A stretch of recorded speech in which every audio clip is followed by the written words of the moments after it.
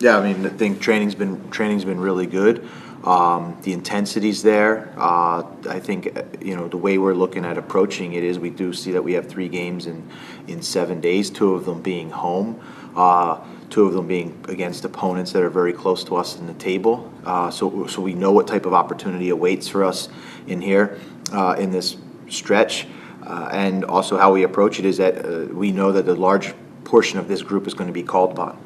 So I think it's not only an opportunity for our team to close the gap and try to achieve the goal of making the playoffs at the end of the year, but at the same time a great opportunity for a lot of players because I think there's going to be moments where every guy's going to be called upon to help us in this next 3-game stretch, starting with where our main focus is going down to Atlanta.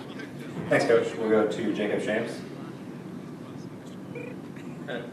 Yeah, BJ, I guess, facing another team in Atlanta that's, a few points ahead of you in the Eastern Conference, but, still chasing one of those playoff spots in the back of the Eastern Conference, I guess, how do you think a game like this can, help the team in the long run, just, with it being maybe kind of 2 teams really with a similar goal? You maybe anticipate a sort of, I don't know if the words playoff atmosphere are correct, but you maybe anticipate have a different feel. That's something that maybe can help the team in the long run. Yeah, I think the expectation that we have is going on the road in the MLS is historically difficult. So we embrace that challenge. You add in going to Mercedes-Benz Stadium and playing in Atlanta in front of a really good team, a team that I would call as there's a rivalry between the 2 of us. So we expect a great atmosphere. A team that is also fighting for a playoff spot. So you're going to have 2 teams that are probably going to be playing with a ton of urgency and intensity. So yeah, we're prepared for that match, and it's a great test. It's a great test for this group. I think we've been able to start a lot of games really well, and that's going to be key to this match. And I think you're going to see 2 teams that are playing with a lot of urgency in what we expect to be an electric atmosphere at a difficult place a difficult environment to play. And go ahead, Jacob, if you have another. Yeah, and Atlanta's another team that earlier this season they made a coaching change of their own. They've had their interim coach drop out for a couple months now. I guess what maybe are some I don't know maybe.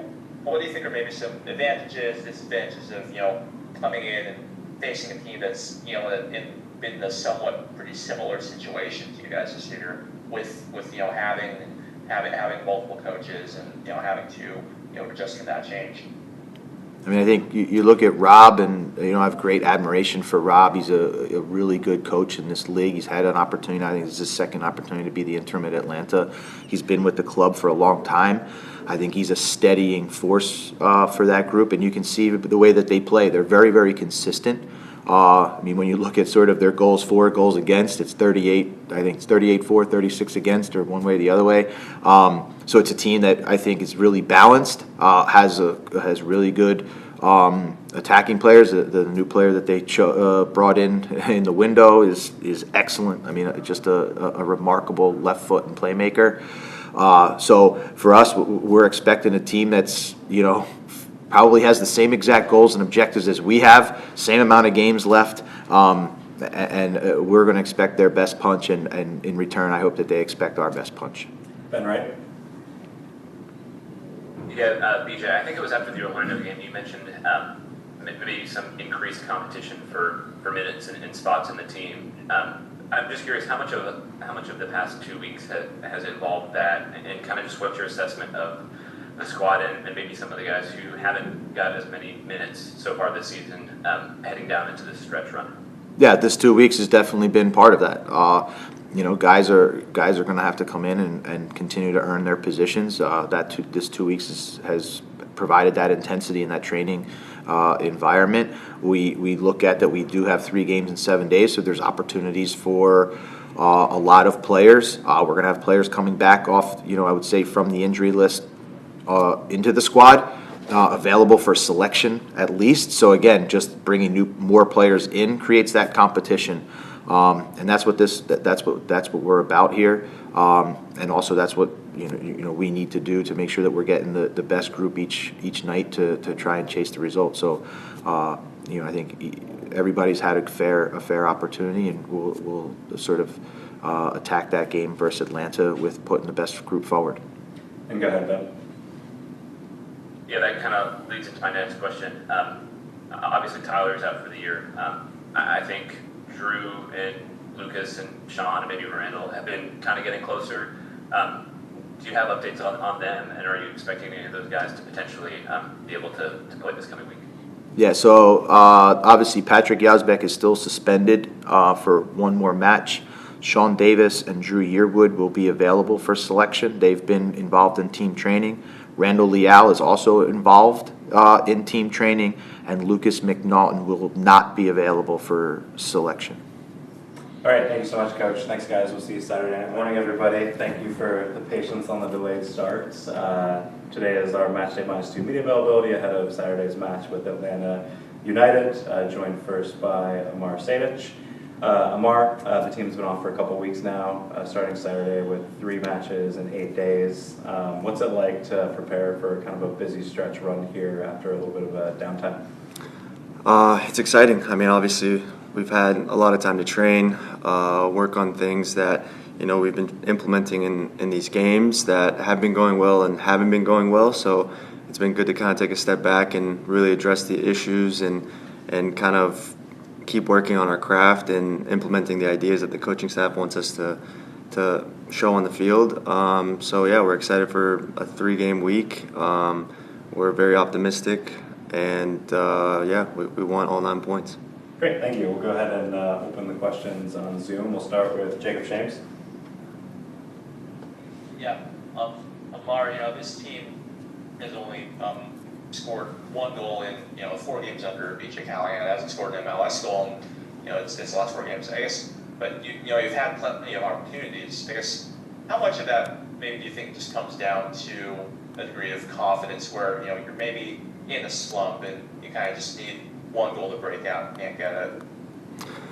Yeah, I mean, definitely the opportunities have been there. I think if you see how us as a group and as a team that we played maybe 6 months ago versus now, it's like 2 different identities, and we're very comfortable in the style of play, and especially when we get the ball going forward, like we see a lot of runs, we see a lot of combination play, attacking the wide areas, and it's just a matter of, I think when it finally gets going, when we get that momentum, like I think we're going to be a very hard team to stop. So it's just a matter of when we get that moment to execute on it and then build that energy around it in the right direction and kind of use that to our advantage. So yeah, I think there's better days ahead.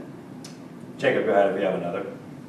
Yeah, and with Atlanta, having another team that made a coaching change earlier in the season, haven't hired a permanent coach, but are still a couple months in under their interim coach. I guess what advantages, disadvantages do you feel it brings to Saturday's matchup to just have a team in a pretty similar situation, also having had a coaching change and also fighting for one of those spots in the back end of the playoffs?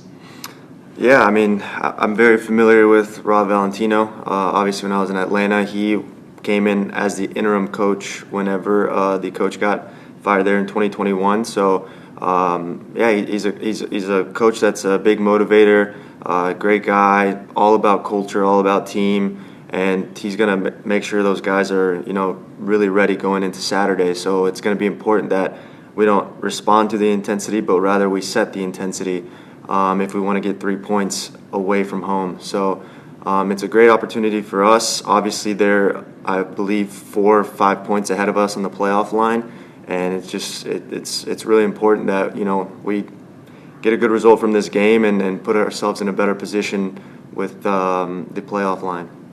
Ben, right? Yeah, Amar, you just mentioned the table. Just looking at it now, getting a win, obviously. I mean, I know you guys want to get the win and kind of break the losing streak, but also it would completely change the table. Do you feel like at this point in the season there's even more kind of pressure and Yeah, I guess just how do you feel like the mood is going into this one, knowing kind of just how important it is to start picking up results, and I guess maybe how little time there is to start getting those?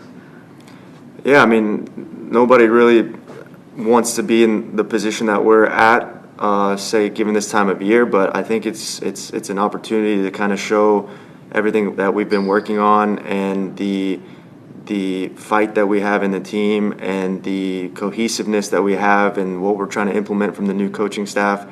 And there's no better time than now for all of that to start clicking, and for us to start getting results on the road, at home, and securing a late playoff spot. And then ultimately, when playoff starts, it's kind of fair game. I mean, it's other than the 3-game series, I mean, you win and you keep going on. So catching a good stride now would be fantastic leading into playoffs. And go ahead, Ben, if you have another. Yeah, and then just kind of, the summer has been a pretty weird schedule for you guys. I think almost 3 weeks off after Leagues Cup, and then now another long period. Do you feel like that has helped kind of with BJ starting around that time, kind of getting more time on the training ground to implement stuff? Or do you feel like it's hard to have so much time off and then drop back immediately into pretty important games? I mean, I think you can look at it both ways, just like you said. I think it's good from the fact of, you know, intense trainings, kind of implementing a new style of play, and kind of getting the understanding from, you know, what's expected of us and what we need to do, and what we're doing well and what we're not doing well. So it's kind of interesting how we've had games to kind of see like what's been going well, what hasn't, and then we have time to train it, and then a game periodically. So it's a hard answer to say. Sometimes when you play a lot more games, it's better because then you have a constant kind of trial of what you're doing, rather than, you know, when you're training for 2 weeks, 3 weeks at a time without a game, and then a game comes along and then you're trying to implement it. So there's a mix in between of good and bad. All right, thanks so much.